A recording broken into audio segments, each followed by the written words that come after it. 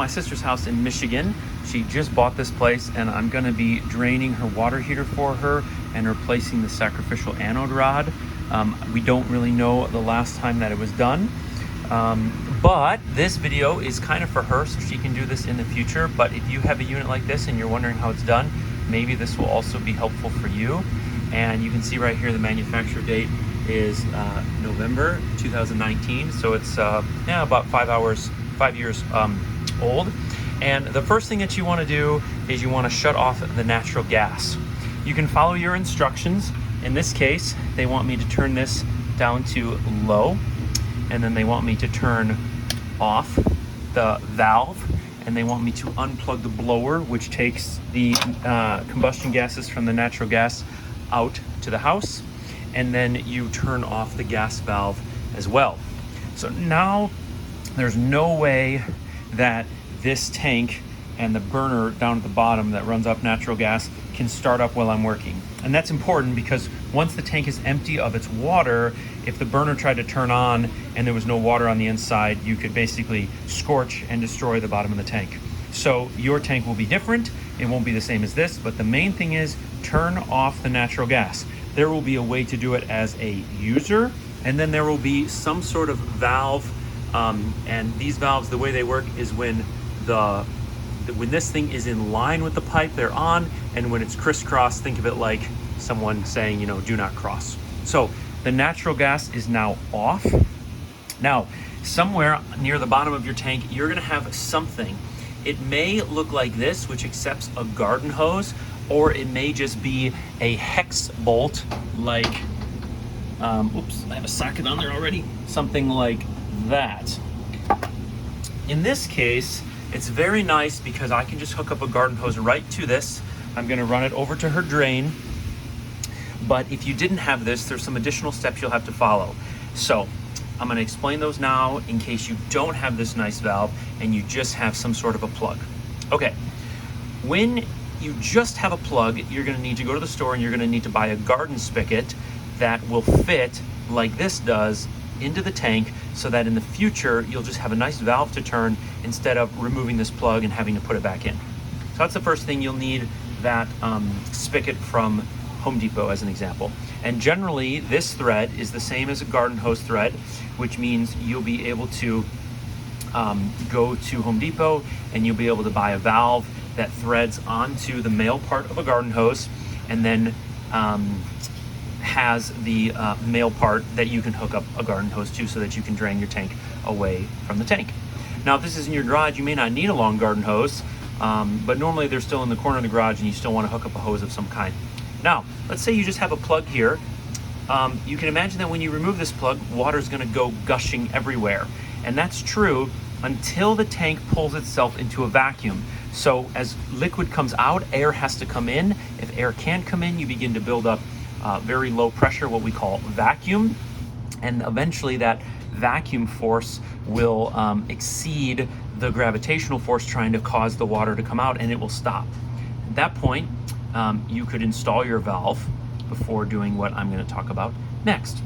And you're just going to need to catch that with towels and buckets and things like that, but it won't be the entire contents of the tank because, again, it's going to be pulled into a vacuum. Okay, so now let's say it's been pulled into a vacuum, you've installed that valve, or you're in the position I'm in right now where you already have a valve and you don't have to install one.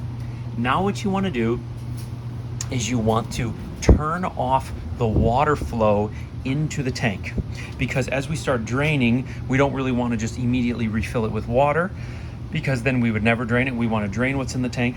And if you turn this valve off, it allows you to pull it into a vacuum. So if you didn't have this, you have a plug, you turn off the water supply into the tank, and then when you remove that plug, water will drain out, but the whole contents won't drain because it's trapped. It's a trapped system. So in most cases, again, your system may vary. You're gonna have an outlet line, you're gonna have an inlet line. The inlet line will be cold because it's cold water from outside. The inlet line will be hot if you've been running it, because that's what water heaters do. So you turn this to off.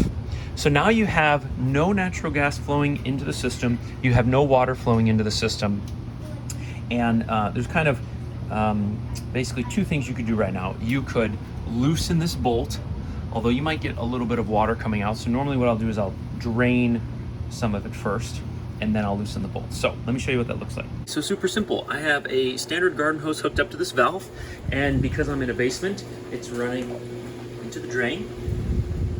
And now I'm just gonna go ahead and loosen this, and you're gonna start to hear flow.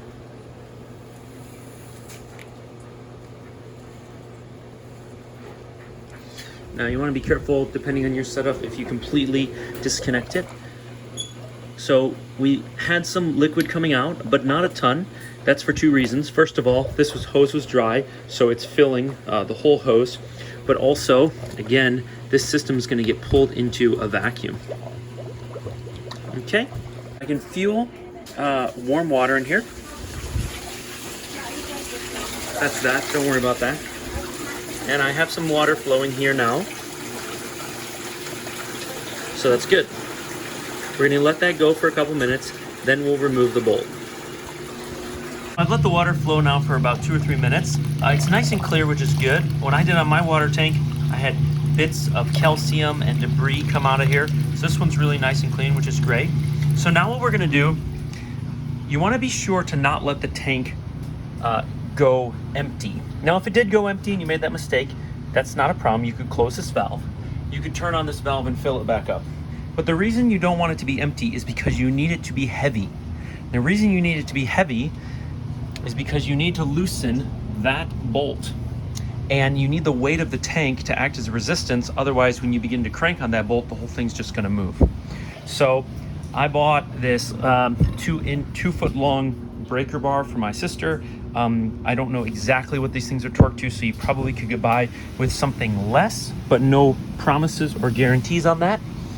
And what you want to do, take the corresponding socket, in this case 1 1/16,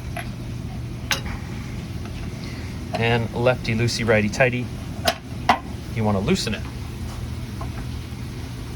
Now as you begin to move this, if you see your tank moving, that means the tank is not heavy enough and you need to refill it with water. But if it is heavy enough, lefty loosey righty tighty, go ahead and loosen this up. And if you were to see water start to come out of here, that would mean one or two things. Either you still have water flowing in because that valve's not off or it's leaking, or the tank is still too full and you need to drain some more. So my tank was too far drained that when I started to loosen the bolt, the tank started to move. So I've turned back on the valve and I want to refill it now, but you need to get the air out of there, and you do that by turning on hot water somewhere. And if you see that, don't be afraid. That is the air getting out of the system, and you leave it running until it's no longer doing that. And when it's no longer doing that, then all, or at least the majority of the tank water should be out of the tank, and then you can go back to it. You want to turn this valve off. If you don't turn this valve off, then what happens is when you take off that bolt, this water supply line is going to try and pump water out, and you're basically just going to get soaked. So it's not like dangerous or terrible, it's just you get wet. Full disclosure, this bolt was so tight I needed all 3 of my nephews to basically bear hug this thing and provide counter twisting force while I loosened it. So mine is fastened down, this one obviously is not, and even though the tank was full, it still wasn't enough weight to keep that from happening. So you might have to find someone to bear hug it. The alternative is, if you have an impact gun, you could use an impact gun to hammer that bolt off, and that would keep the twisting motion down to a minimum. I didn't run into this problem when I did my own, but live and learn. And also that's why this video is valuable, because everyone's tank is going to be different. So if it's not fastened down on the floor and the whole thing wants to move, find a couple of nephews like that guy and that guy and one other guy, not that guy, and have them bear hug it for you as you rotate it. As you loosen up this bolt, you're going to be letting air in, and so your water flow out of your garden hose is going to increase.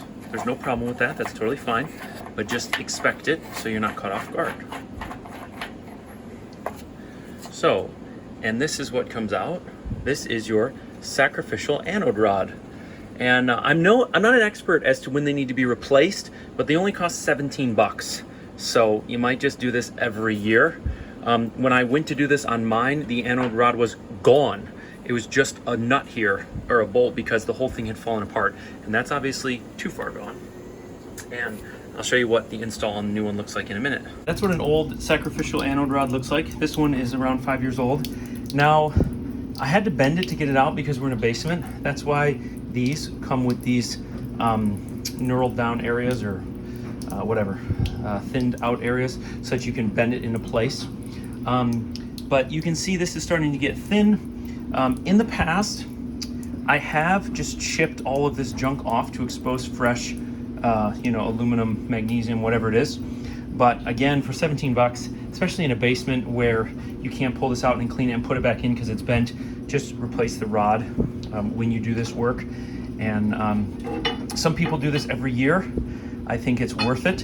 A new water heater installed by a professional is going to cost you, $2-3 grand or more, and this is 17 bucks. And once you have the tools, it only takes you about a half hour. The water is still draining, and it looks nice and clear, unlike what it looked like out of my water heater, which was far more neglected than this one, since this is pretty new. But you want to drain the water, and you do really want to drain it all the way down until it's empty, because there's sediment at the bottom. And so what I like to do, I let it drain until it's dry. Then, with the new anode rod installed, you turn on the fresh water, which will basically shoot water down into there and cause some turbulence that should help flush out any of the remaining sediment that's in there. Here's all the debris from where I was working. As I bent this thing around, clean up the threads nice so that they don't leak on you. And then don't forget to apply some Teflon tape or something equivalent like pipe dope to the threads, and tighten that guy back down. You may not want to do it as tight as it was originally. All that really matters is that it doesn't leak.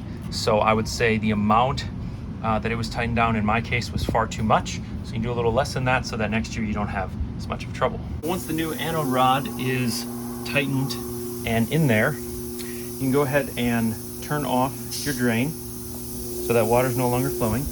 Go ahead and turn on a hot water faucet and turn on the valve. That means cold air will be flowing into this tank. It won't be going out of there, and it won't be coming out of there. And eventually the hissing will stop and the air will be out. Once all the air's out, that means the tank is filled. You can turn on a hot water spigot in a few different locations. That also helps to get the water out, the air out. So when this is on and this is tightened down, the tank is now full of water. Then what you want to do is you want to restart whatever your furnace's or your water heater's procedure is for turning all of this back on. So basically you turn this to low, and you turn this to, you turn on the valve so that you have natural gas flowing into this thing. Then you turn this thing on. This thing's on low, and you see you have this status button. And this has an auto prime or pilot light. So it's gonna light the pilot light automatically. On my model, you have to do it manually, but each one is gonna be different, and that's how you do it on this one. Additional step for this particular one is to make sure you plug your blower back in here to here. And if you don't have this like in a garage setting, then you don't have to worry about that. But the blower has to be on in order to pull the gases out. Yeah, and after about 2 minutes, you'll hear the blower come on. And then you'll see this status change. And then if you look in there, you'll see flames, and you know you're back in business. Last thing you might want to do is just make sure all the air is out of the system, so you can go around to all your warm spigots in the house and just turn them on. It's not a big deal if you have a little bit of air in the system at the top, but if you had tons of air in the system, it wouldn't be great. Last comment, obviously I mentioned I made this for my sister as instructions for the future when she does this. So if your model doesn't match up and all of that, totally understandable. And hopefully this was just helpful to someone, and if not, then it just stands as a reference for my sister in the future. So if you didn't like this, give it a thumbs down so I know. And if you did, I'm really happy about that. And Martha, if you're watching, I hope it goes well. Call me if you need help.